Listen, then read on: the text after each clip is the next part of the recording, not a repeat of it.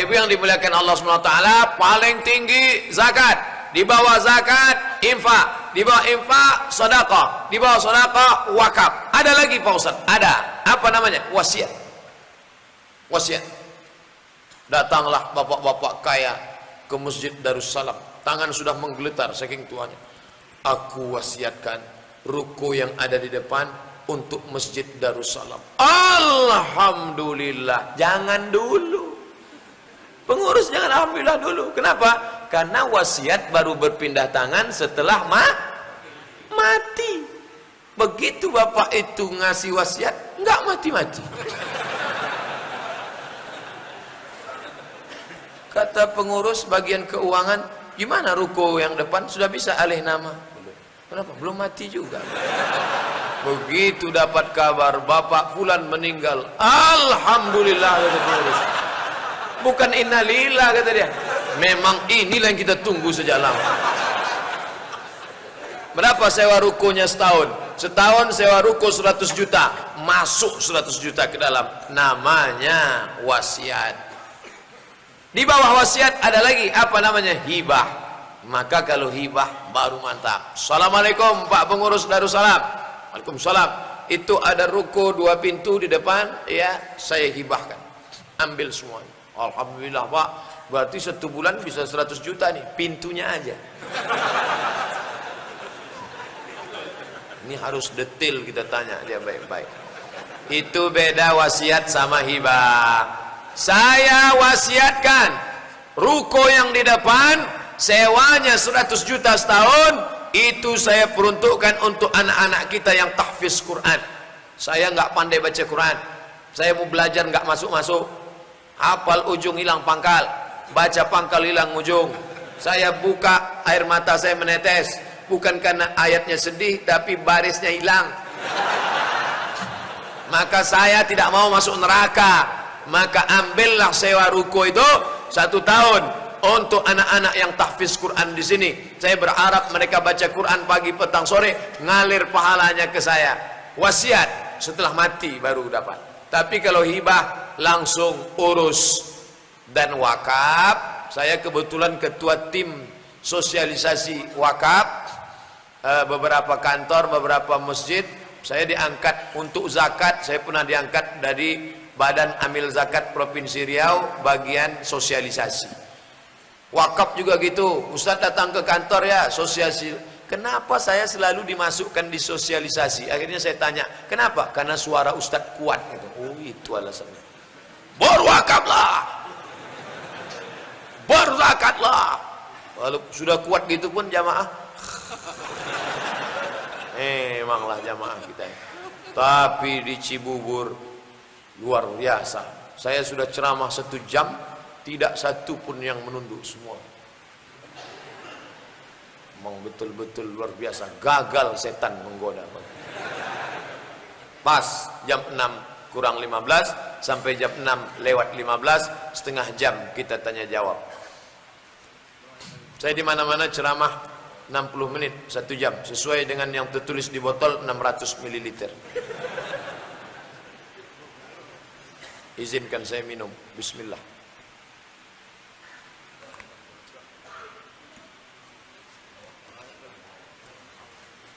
Insya Allah 30 menit putus. Kita bawa Valentino Rossi. Saya punya kekurangan, yaitu gagap berbicara. Amalan apa yang saya buat penyakitku ini Pak Ustaz? Latihan ngomong. Beli tiang ini, tanya sama bapak tripod ini berapa harganya, ngomong kita di depan, ngomong Assalamualaikum warahmatullahi wabarakatuh. Pada kesempatan ini ada yang ingin saya sampaikan kepada bapak ibu sekalian. Saya sebagai tuan rumah acara arisan ini, ngomong terus. Setelah itu ditonton, dilihat, ngomong. Udah agak lancar aku ngomong sekarang ya. Lihat lagi, seolah-olah bapak jadi tuan rumah arisan. Kepada para tetangga, sahabat, kerabat sekalian, bagi yang sudah datang, harap maju ke depan karena masakan segala sosial. Seolah-olah ada orang di situ. Bapak berimajinasi, berhalusinasi. Itu usahanya. Nah, terus latihan. Banyak kawan-kawan saya yang gagap. Latihan terus. Sekarang gimana Pak Ustaz? Masih gagap juga. Ada perubahan. Ada perubahan. Ustad. Bayangkan Ustad gagap. Titel LC, tamat dari Mesir. Diundang orang ceramah. Assalamualaikum. Tapi ketika latihan, alhamdulillah. Tapi jangan lupa, ini kuasa Allah. Allah kalau mau buat mudah sekali. Innama amruhu idza arada syai'an ayaqula lahu kun fayakun. Minta sama dia. Ini orang terlalu banyak memikirkan hidup sampai lupa siapa yang mengatur hidup. Banyak orang memikirkan rezeki sampai lupa siapa yang mengatur rezeki. Ini tak betul. Pergi pagi, pulang petang, pulas keringat, banting tulang, tunggang langgang, lintang pukang. Mencari rezeki. Tak pernah minta sama yang punya rezeki. Minta sama dia. Tapi jangan gara-gara ini besok enggak bangun pagi. Dibangunkan sama istrinya. Bang, abang enggak kerja. Kuserahkan sama Allah. Ini pun tak betul. Kita berusaha, langkahkan kaki, bismillahirrahmanirrahim, la haula wala quwata illa billah, seimbang antara usaha dan doa. Saya tetap berdoa membaca Rabbi shrah li sadri wa yassir li amri wa hlul 'uqdatam min lisani. Saya dikomplain oleh jamaah pas saya mau ceramah, Rabbi shrah li sadri wa yassir li amri wa hlul 'uqdatam min lisani. Ustaz Somad, iya, itu kan doa Nabi Musa menghadap Firaun. Memangnya kami ini Firaun? Rabbi shrah li sadri, lapangkan dadaku. Wa yassir li amri, mudahkan urusanku. Wahlul 'uqdatam min lisani, hilangkan cacat dari lidahku. Lidah Nabi Musa itu cacat karena ketika Fir'aun nyuruh pilih mana Musa? Pilih roti apa api? Dipilihnya roti. Musa mau pilih roti, datang malaikat diarahkan ke api supaya tak jadi dipancung. Kena lidahnya. Kalau ngomong dia celat, cacat. Maka dia minta wafqahu qawli. Gimana supaya aku ngomong orang lain paham? Jangan sampai kita ngomong berapi-api, orang tak paham. Orang ngangguk supaya kita cepat selesai. Kami seminar di hotel, yang ngomong profesor. Setelah setengah jam kawan saya nanya, Mat, ya, kau paham nggak? Enggak, saya bilang. Kenapa kita enggak paham? Gara-gara kita tak paham, itulah dia profesor. Kalau ente paham, namanya LCMA. Jadi saudaraku tetap latihan, adik-adik yang SMP, SMA gagap tetap latihan. Apa itu dejavu dalam pandangan Islam? Dalam Islam tidak ada takdir memaksa manusia. Takdir itu ada memilih. Baca ditulis oleh Syekh Ramadan Al-Buti. Sudah meninggal, mati syahid di bom di Suriah. Namanya Syekh Al-Buti. Al-Insan, nama kitabnya Al-Insan Bainal Musayyar wal Mukhayyar. Manusia antara memilih dan dipilihkan. Menjadi orang Sunda, memilih atau dipilihkan Tuhan. Pernah tak malaikat dulu bawa kertas multiple choice? Kau mau jadi apa? A. Arab, B. Batak, C. Cina. Tak pernah. Saya Abdul Somad menjadi orang Melayu Sumatera bukan pilihan saya. Maka kita tak boleh ejek orang karena sukunya. Cina, tak boleh. Batak, tak boleh. Tak boleh kita ejek. Karena kita tidak pernah memilih. Tapi ada saatnya memilih. Mau minum di gelas atau minum di botol? Memilih atau dipilihkan? Milih. Saya pilih gelas. Kenapa tak pilih botol? Payah bukanya. Saya pilih gelas. Mau pacaran berzina atau nikah baik-baik meminang? Adinda, kupinang kau dengan bismillah. Apa kata bapaknya? So sweet. Ini kita memilih. Jadi jangan kau katakan, kenapa kau ini sudah takdir Tuhan. Tak bisa.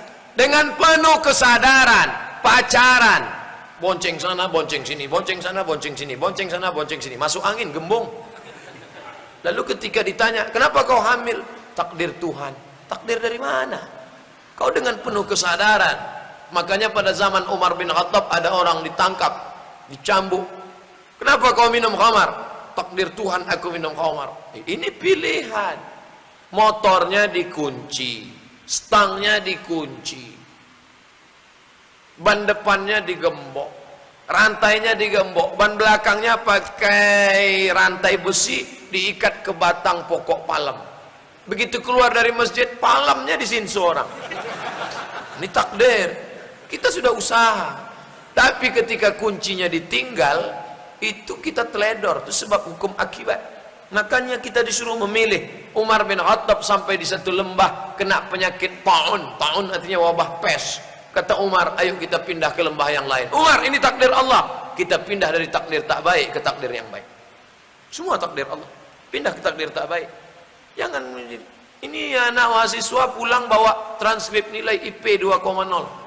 Pak, ini IP. Kamu saya kasih uang tiap bulan belanja kok IP-nya 2,0. Ayah terima saja, ini takdir Allah.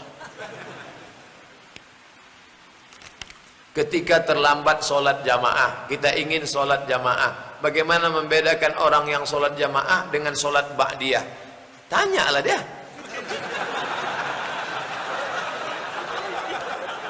Bang.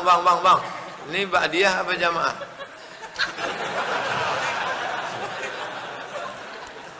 Ente nggak perlu tahu dia ba'diyah atau sholat fardu. Tepuk aja bahunya di belakang, ikut dia. Allahu Akbar. Dan yang diikut itu keraskan takbirnya. Allahu Akbar. Sami Allahu liman hamidah. Jangan bangkit dari sujud ente nggak keras. Gimana dia mau tahu? Nggak mungkin dia intip dari belakang. Kuatkan takbirnya. Bahwa setelah selesai sholat imamnya ngaku, bro, aku tadi sholat ba'diyah, tetap dapat pahala sholat jamaah.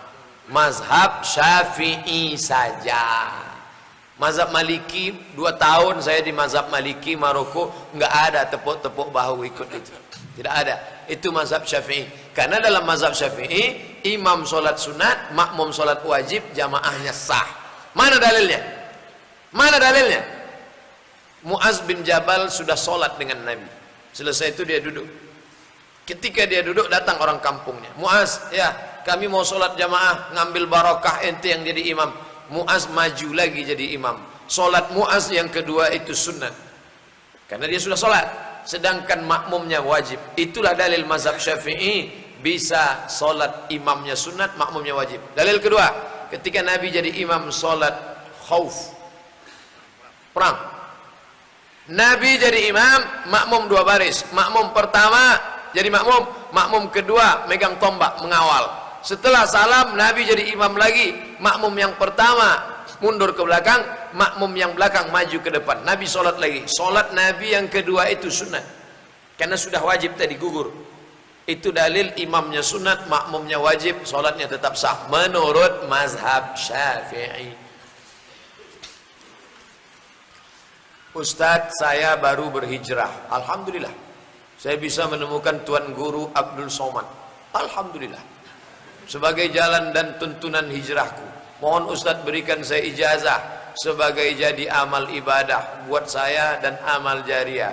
Ajaztukum jami'a muallafati wa marwiyati wa muhadarati. Aku ijazahkan semua buku-bukuku. 99 tanya jawab sholat, 37 masalah populer, 33 tanya jawab kurban, 30 masalah tanya jawab Ramadan, dan semua ceramah-ceramah dan hadis yang kuriwayatkan kuijazahkan kepada seluruh jamaah yang hadir di Masjid Darussalam Cibubur ini. Qabiltu artinya aku terima. Begitu tradisi ulama dulu dalam penerimaan hadis dan riwayat kitab. Yang paling tinggi sama. Saya meriwayatkan hadis, jamaah mendengar. Kalau sama cara meriwayatkannya, haddatsani Abdus Somad. Yang kedua qiraah. Qiraah artinya murid membaca, guru. Murid baca kitab. An Abi Hafs an Ibnu Umar an Umar bin Khattab an Nabi sallallahu alaihi wasallam qala innamal a'malu binniyat wa innamal likulli imrin ma nawa. Faman kana hijratuhu ila Allah wa rasulihi fa hijratuhu ila Allah wa rasulihi. Faman kana hijratuhu ila dunya yusibuha wa amra'atin yankuha fa hijratuhu ila ma hajara ilaih. Murid baca, syekhnya ngangguk. Yang lain meriwayatkan akhbarana qiraatan. Yang ketiga ijazah. Aku ijazahkan. Nah, ijazah. Yang tak paham tanya ke ustaz. Kiai-kiai kita banyak. Semoga menjadi amal jariah. Amin ya rabbal alamin. Jika saya kerja di perusahaan jasa, jika perusahaan itu mencari keuntungan dengan melebihkan harga, membuat harga lain seharusnya tidak dibuat ada agar dapat keuntungan. Apakah gaji yang saya terima halal? Halal. Sedangkan saya bekerja tidak ikut dalam membuat keuntungan itu. Antum sebagai karyawan pegawai, kalau usahanya itu halal, gajinya halal. Yang tiga haram. Na'a Rasulullah an thamanil kalbi. Tiba-tiba perusahaan itu jual anjing, haram.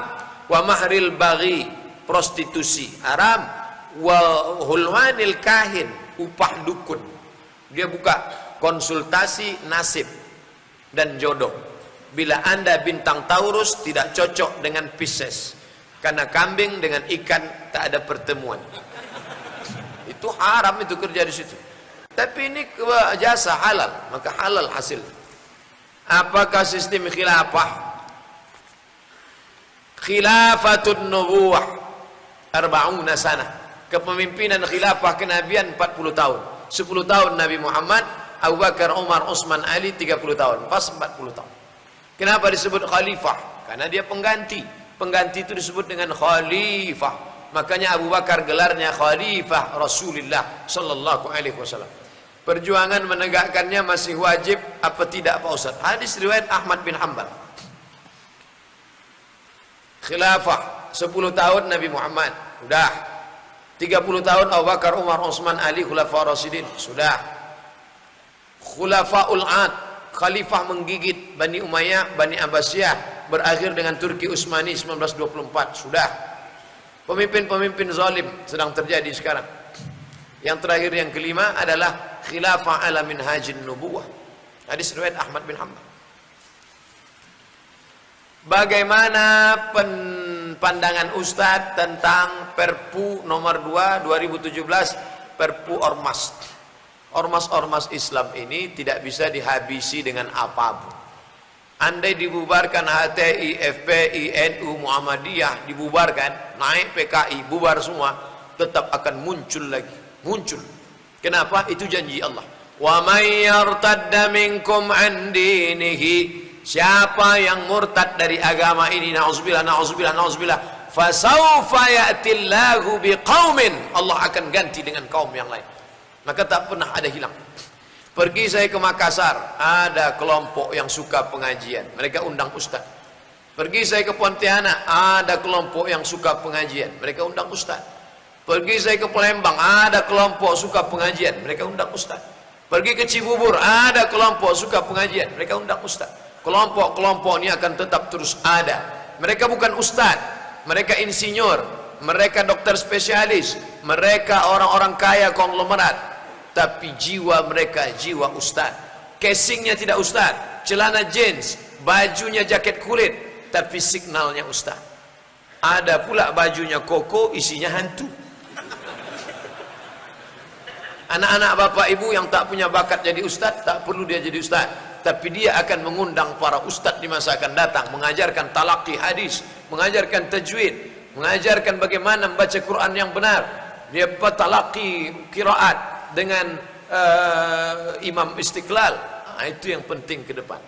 Di negara lain wajib adalah pajak, zakat. Bagaimana dengan pandangan Pak Ustaz? Di negara kita ini yang wajib adalah pajak, bukan zakat. Bagaimana pandangan Pak Ustaz? Jamaah nelpon saya tadi bayar pajak Ustaz. Terus petugas pajak mengeluarkan 2 juta, katanya bapak pajaknya dikurangi karena sudah bayar zakat. Itu sudah ada dalam undang-undang zakat kita. Tapi membayarnya ke lembaga yang resmi yang ada tanda buktinya. Siapa yang bayar zakat, maka pajaknya berkurang. Nah, ini ada. Nah, ini real nyata jamaah kita. Ketika ditunjukkan, maka berkurang. Makanya orang bondong-bondong bayar zakat di Malaysia. Kenapa? Karena berhasil dikeluarkan. Makin tinggi pembayaran zakat, pajak makin berkurang. Ini yang memperjuangkannya siapa? Anggota legislatif. Yang ngangkat legislatif itu siapa? Kita. Makanya nanti kalau datang caleg-caleg ke masjid kita, bawa karpet, Bapak Ibu tolong coblos nomor 2 ya. Pak, kami nggak mau karpet kami sudah bagus. Tolong perjuangkan perda zakat. Undang-undang zakat perjuang. Ke depan, ini masih proses. Terus supaya nanti makin-makin hebat, sehingga zakat ini bisa mengurangi pajak sama sekali. Pak Ustadz, saya ingin tanya, apa hukum memberi kredit? Apakah sama dengan riba? Kredit itu kan istilah, maka pahami maknanya. Bertumbuh, bertambah, berkembang, maka itu adalah riba. Pinjam 1 juta, bayar 1.200.000, riba. Yang dilaknat siapa? 4. La'anallahu akilar riba, Allah melaknat yang makan riba. Wa mukailahu, yang diberi makan riba. Wa katibahu, yang pegawai penulis administrasinya. Wa syahidaihi, 2 orang yang jadi saksinya. Kulluhum sawa, semua mereka ini sama semuanya. Jangan sampai terjebak pada riba. Apa makna kemenangan, kekalahan dalam perjuangan Islam? Kalahkah Habib Rizik? Kalahkah Syekh Yusuf Al-Makassari Tajul Khalwati yang dicampakkan ke Cape Town Afrika Selatan, mati dalam pengasingan? Kalahkah Omar Mokhtar yang digantung oleh Mussolini? Kalahkah Said Qutb yang digantung oleh Gamal Abdul Nasir? Tidak kalah. Kalah adalah ketika engkau berturutkan hawa nafsu. Menang adalah ketika kau melawan hawa nafsu. Walaupun kalah di mata manusia, walaupun engkau mati di tiang gantungan. Makanya ketika orang berkata, dia mati, dia mati, dia mati, turun ayat, wala taqulu liman yuqtalu fi sabilillahi amwat. Jangan kau katakan mereka mati, bal ahya, mereka hidup. Walakin la tash'urun, kamu tak bisa merasakan kehidupan mereka. Menang ketika berhasil mengalahkan hawa nafsu. Subuh ini kita semua menang karena kita berhasil mengalahkan nafsu. Tidur. Apakah subuh besok kita akan tetap menang? Minta istiqomah, insya Allah. Biasanya insya Allah Indonesia tidak. Bagaimana cara menjawab teman yang suka merendahkan amalan dan mengukur ilmu setiap teman? Merasa dia paling benar karena dia belajar ilmu tarekat dengan mursyid, dia merasa sampai pada Allah, yang lain belum sampai, dan mengejek solat orang. Inilah orang tasawuf yang tak mengerti tasawuf. Tasawuf yang diajarkan Imam Abu Hamid Al-Ghazali dalam kitabnya berjudul Ihya Ulumuddin. Tasawuf yang bagaimana? Takhalli, meninggalkan sifat sombong. Takhalli dulu, hilangkan sombong, hilangkan sum'ah, hilangkan hubbul jah, hilangkan riya, hilangkan busuk hati. Setelah bersih, tahalli, baru isi dengan ridha, tawakal, zikir, ilahi anta maksudi wa ridha kama matlubi. Kan itu puncak tasawuf. Setelah itu barulah tajalli. Orang yang masih merasa solatmu belum ada apa-apanya, zikirmu tak ada apa-apanya, zikir aku yang paling hebat, setan. La yadkhulul jannah, tak masuk surga man kana fi qalbihi mithqala habatin min khardalin min kibrin. Jangan ikut Ustaz Somad. Somad itu orang zahir tuh, itu orang fikih itu. Memangnya pernah dia ngambil zikir tarekat? Tarekat apa yang mau nanti? Tarekat Saziliyah. Saya ambil zikir Saziliyah dari Syekh Muwaffaq. Syekh Muwaffaq dari Suriah, diusir oleh Bashar al-Assad, lari ke Turki. Dia mursyid Saziliyah. Saya ambil langsung ke tangannya. Aku ambil zikir Syaziliyah dari Syekh Muwaffaq. Syekh Muwaffaq sampai sanadnya ke Abul Hasan Asy-Syazili. Syekh Abu Hasan Asy-Syazili sampai sanadnya kepada Sayyidina Ali. Sayyidina Ali dari Nabi Muhammad sallallahu alaihi wasallam. Kan sombong Ustaz Somad nih kan? Ustaz Somad ini setan juga kan? Kenapa Ustaz menyombongkan diri? Saya mau menyombongkan diri pada orang tarekat yang sombong. Hanya dia saja yang punya tarekat. At-takabbur lil mutakabbir shadaqah. Sombong pada orang yang sombong itu shadaqah. Oleh sebab itu, maka itu kan Syaziliyah, Syattariyah. Saya ambil amalan zikir Syattariyah dari pakcik saya, Syekh Ibrahim. Syekh Ibrahim mengambil itu dari ayahnya, Syekh Muhammad Ali. Syekh Muhammad Ali mengambil itu dari ayahnya, Syekh Abdul Rahman. Syekh Abdul Rahman mengambil itu dari gurunya, Syekh Ahmad Fatani. Syekh Daud Fatani dari Makkah Al-Mukarramah. Syekh Syattariyah.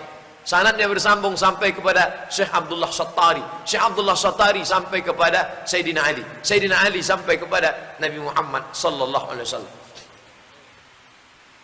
Bahauddin An-Naqsyabandi, Naqsyabandiyah. Tarekat ini apa? Ini tarekat sesat, tarekat sesat, tarekat sesat. tarekat itu kumpulan zikir yang disusun oleh ulama. Begitu kata Syekh Muwaffaq. Syekh Abdul Hasan Asyazili mengumpulkan wirid-wirid zikir-zikir. Kebetulan yang mengumpulkan namanya Syazili disebut dengan tarekat Syaziliyah. Kebetulan yang kumpulnya Naqsabandi disebut tarekat Naqsabandiyah. Kebetulan yang ngumpulnya Sattari disebut tarekat Sattariyah. Kebetulan yang ngumpulnya Somad disebut dengan tarekat Somadiyah. Belum ada lagi. Jadi jangan merasa benar. Tarekat itu adalah jalan.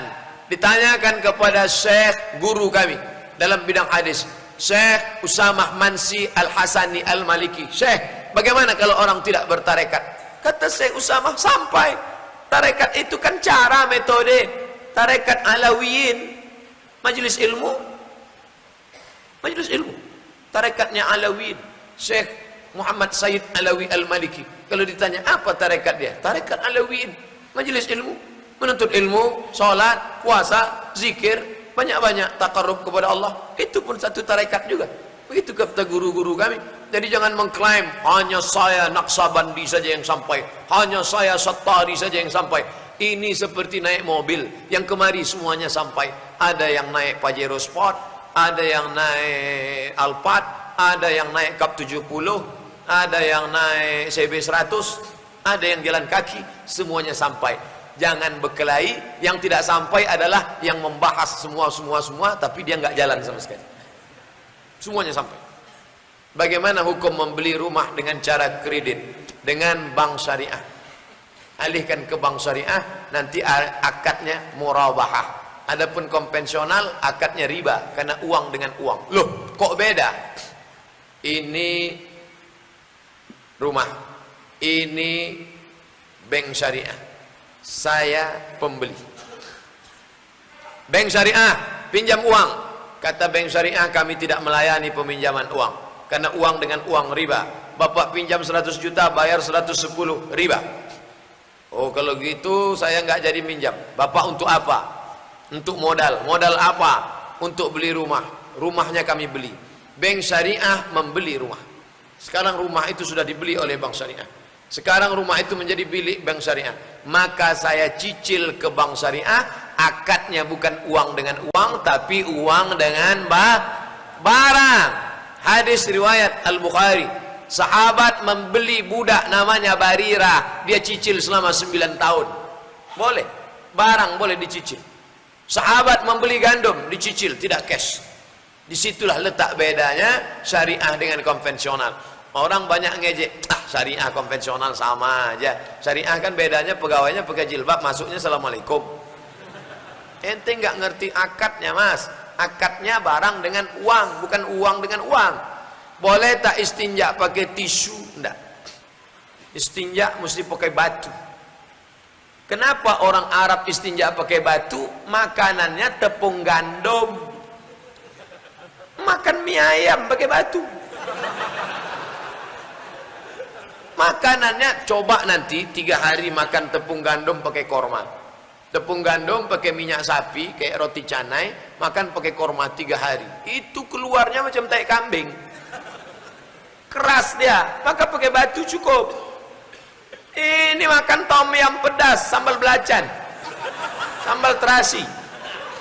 Gimana oh, pakai batu?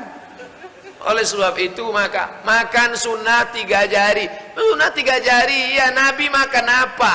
Makan korma sama tepung gandum. Makan bakso 3 jari. Sunnah itu ada juga rasional akal. Jangan ngejek-ngejek sunnah. Saya kalau makan yang kering, makan di Makkah, makan tamis. Tamis pakai kacang, ya 3 jari. Mesti iya. Kalau pakai kuah ya pakai sendok. Bagaimana pendapat Ustadz tentang berselawat dengan mengayukan tangan seperti penonton bola serta iringan tarian yang pakaiannya tidak syar'i? Ayuhal mustaqu la tanami. Kenapa dia pakai tangan? Saking kan hal hanyutnya di dalam. Hanyutnya. Kori-kori itu kalau sudah Bismillahirrahmanirrahim. Itu bukan dia buat-buat itu, dia hanyut dalam itu. Maka itu namanya zauq, rasa. Kalau dia memang larut dalam itu, tak apa-apa. Tapi kalau sengaja dibuat-buatnya, riya. Dia larut dalam itu. Ada tak hadis tentang itu? Ya, sahabat Nabi berzikir seperti pokok kayu yang ditiup angin. Allah, Allah, Allah. Tapi tidak dibuat-buat. Sekarang kan banyak orang buat-buat. Ketika banyak kamera, intip, ada kak kamera?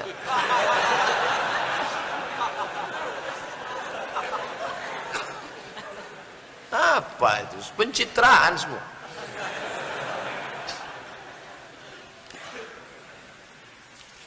Lima menit lagi waktu habis. Sementara surat masih banyak. Anak saya sakit kanker stadium lanjut. Nanti di akhir majelis kita berdoa kepada Allah. Bagaimana caranya saya menghadapi ini dengan sabar dan doakan kami agar kuat. Ma asaba min musibatin fil ardi, segala musibah yang terjadi di bumi, wala fi anfusikum, kanker stadium 4 yang ada dalam dirimu, illa fi kitabim min qabli an nabra'aha, sudah tertulis di Lauhil Mahfuz sebelum kau ada 50.000 tahun di atas muka bumi. Sudah dituliskan di Lauhil Mahfuz. Qul, katakan, la yusibana, tidak ada yang menimpa kami illa ma kataballahu lana, kecuali sudah dituliskan Allah. Kenapa anak saya? Kenapa bukan anak dia? Kenapa bukan anak pecandu narkoba? Kenapa? Allah ingin menempatkan engkau di tempat yang paling tinggi. Apa yang lebih tinggi daripada surga? Ridha. Setelah semuanya masuk surga, Allah bertanya, "Madza turidun?"